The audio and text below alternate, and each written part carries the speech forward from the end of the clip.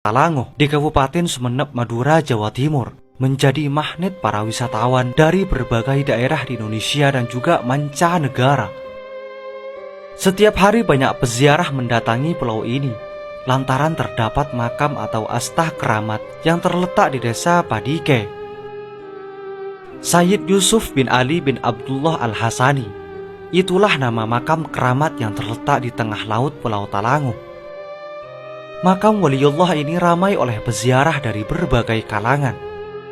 Jika hendak menuju ke makbarah Sayyid Yusuf, akan menyeberangi lautan dengan menggunakan perahu dari pelabuhan Kalianget. Letaknya berjarak 11 km dari kota Sumeneb menuju Pulau Talango. Dikutip dari berbagai sumber, kisah penemuan asta Sayyid Yusuf berawal dari Raja Sri Sultan Abdurrahman Pakunatadiningrat yang sedang melakukan perjalanan bersama para prajuritnya menuju Pulau Dewata Bali untuk menyebarkan agama Islam. Setelah perjalanan pulang, Raja Sri Sultan Abdurrahman Pakunatadiningrat bersama rombongan berlabuh di pelabuhan Kalianget yang bermaksud hendak beristirahat akibat kelelahan. Saat beristirahat, sang raja tidak sengaja menemukan makam kuno yang tidak terawat dan tidak ada penjelasan pasti. Kemudian karena penasaran, Raja Sumeneb ini berdoa kepada Allah SWT untuk diberikan petunjuk. Lalu muncullah cahaya yang terang luar biasa dari ilalang sampai ke langit. Beliau kemudian mendatangi sumber cahaya tersebut.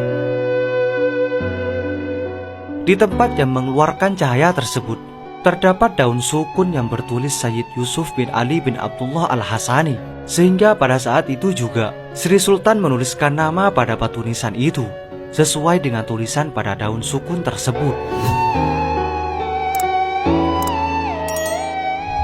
Dalam keterangan lain juga disebutkan, selain di Kecamatan Talango, Sumeneb, Madura, makam Sayyid Yusuf juga terdapat di wilayah berbeda, antara lain terdapat di Banten, Ceylon di Sri Lanka, dan Kampung Makassar di Afrika Selatan.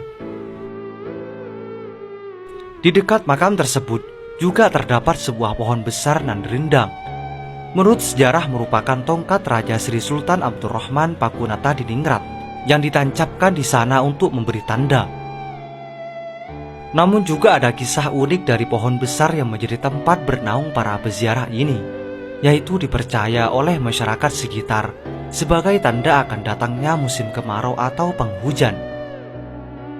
Ketika saat akan datang musim kemarau, pohon tersebut biasanya kering seperti pohon mati.